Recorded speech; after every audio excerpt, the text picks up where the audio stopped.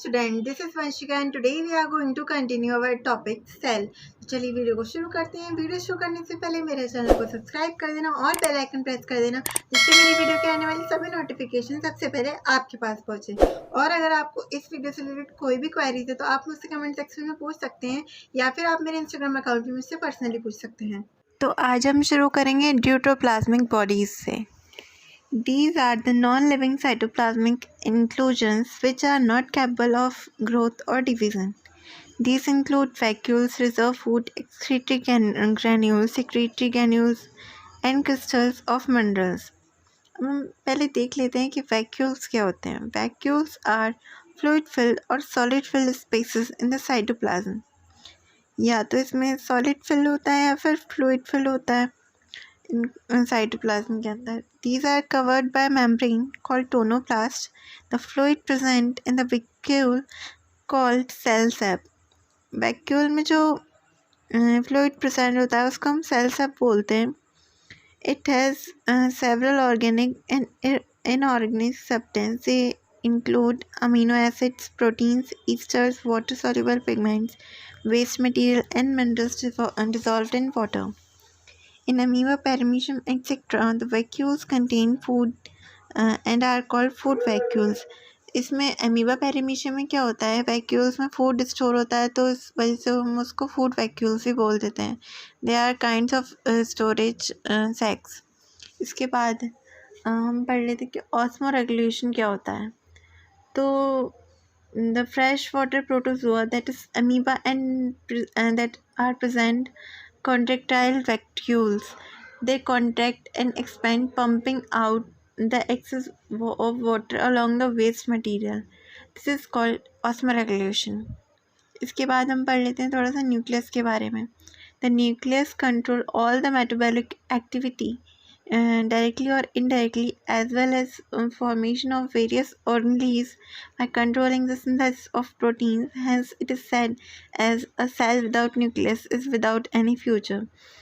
जैसे कि हम ह्यूमन बींग्स हैं, हमारा कंट्रोल सिस्टम हमारा ब्रेन है, उसी तरीके से हमारी सेल का जो सिस्टम है जो उसको कंट्रोल कर रहा है वो होता है न्यूक्लियस. इसी वजह से कहा जाता है कि cell without nucleus is without any future.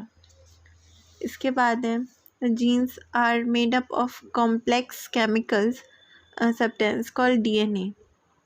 इसके बाद क्रोमोसोम्स के बारे में पढ़ लेते हैं. नंबर ऑफ क्रोमोसोम्स यहाँ पे हमें चार्ट दे रखा है.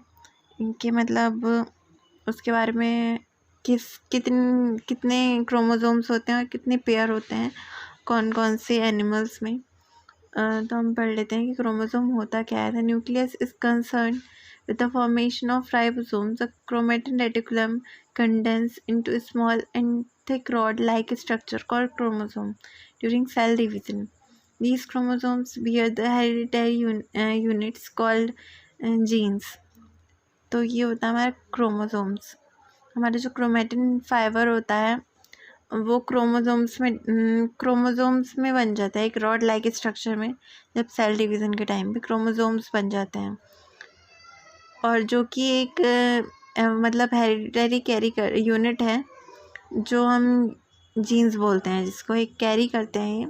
हेरिडिटरी यूनिट्स जीन्स मतलब आप ऐसे समझ सकते हैं हमारे पेरेंट्स में जो भी कोई भी हैबिट होती है वो कभी कभी बच्चों में आ जाती है या फिर हम अपने पेरेंट्स से काफ़ी आइडेंटिकल होते हैं. ऐसा क्यों? Because of chromosomes. तो इसी वजह से इसको जीन्स बोलते हैं. इसके बाद है नंबर ऑफ क्रोमोसोम्स. तो यहाँ पे दे रखा है कि the number of chromosomes is defined in the cell of each species. Every human cell contain 46 और 23 pairs of chromosomes. Similarly the number of chromosomes in cell of a few other species are given. तो यहाँ पे other species के भी दे रखे हैं. तो ये कई बार पूछ लिए जाते हैं एग्ज़ाम में कि आपको एनिमल का नेम दे देंगे कि इसमें कितने नंबर ऑफ क्रोमोसोम्स होते हैं या फिर कितने पेयर होते हैं. तो ये काफ़ी इम्पोर्टेंट चार्ट है. इसके बाद है the animal and plant cell. इसके बारे में हम पढ़ेंगे. तो चलिए पढ़ते हैं. पहले हम पढ़ते हैं एनिमल सेल के बारे में. मतलब दोनों को साथ में चलते हैं क्योंकि हम डिफ्रेंशिएट से पढ़ लेते हैं. यहाँ पे डिफरेंशिएट से रखा है। There is no cell wall and the cell is externally limited by the plasma membrane. Whether in plant cell rigid cellulose cell wall, it's present outside the plasma membrane, or in animal cell vacuoles either absent or very small. In plant cell, usually a large cell vacuole lies in the center. और animal cell की बात की जाए तो इसमें centrosome होते हैं, plant cell में नहीं होते हैं। ऐसे एनिमल सेल में प्लास्टिड एब्सेंट होते हैं बट प्लांट सेल में होते हैं। और फोटोसिंथेसिस पिगमेंट जनरली एब्सेंट होता है एनिमल सेल में, क्योंकि वो तो खुद इनडायरेक्टली प्लांट पे डिपेंड है। तो इसके बाद प्लांट सेल में होता है क्लोरोफिल पिगमेंट फोटोसिंथेसिस के लिए। इसके बाद है food is store in the form of oil and glycogen in animal cell, और reserve food occur generally in the form of starch. Plant में ये स्टार्च के उसमें होता है फॉर्म में। और लाइसोसोम्स प्रेजेंट होते हैं एनिमल सेल में, और प्लांट सेल में डिक्टोसोम्स आर प्रेजेंट। और माइटोकॉन्ड्रिया आर जनरली न्यूमरस, और in animal cell mitochondria are usually fewer number in plant cell. तो इसके बाद हमारा टाइप्स ऑफ सेल, इसमें दो तरीके की सेल होती हैं, प्रोकैरियोटिक सेल और यूकैरियोटिक सेल। तो हम पहले पढ़ लेते हैं prokaryotic cell. These are cell with primitive nucleus called nucleoid. The nucleoid is without any nuclear envelope. More, the membrane-bound cell organelles are absent. They are found in all bacteria, blue-green algae and mycoplasma PPLO. इसके बाद है eukaryotic cell, इसके बारे में हम पढ़ लेते हैं। These cells contain an advanced nucleus encircled by own nuclear envelope. A large number of membrane-bound cell organelles are present. तो हमारा जो प्रोकैरियोटिक सेल है वो ओल्ड वर्जन सेल है, जैसे कि हम कह सकते हैं कि जो हमारी पहले की स्पीशीज़ ह्यूमन बीइंग की उनमें कभी हो गया करता था। और इसमें जो होता है न्यूक्लियर एनवेलप नहीं होता है। और जो हमारा यूकैरियोटिक सेल इसमें होता है और बहुत सारी ऑर्गेनेल्स भी होती हैं। तो आप ये देख सकते हैं प्रोकैरियोटिक सेल का डायग्राम यहाँ पे दे रखा है। यहाँ पे सिर्फ डीएनए है और राइबोसोम से, बाकी और कोई वो नहीं है इसमें, कोई और अदर ऑर्गेनेली नहीं है इसमें।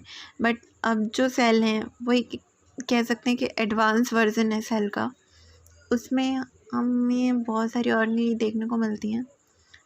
आज की वीडियो में सिर्फ इतना ही, मिलते हैं अपनी नेक्स्ट वीडियो में।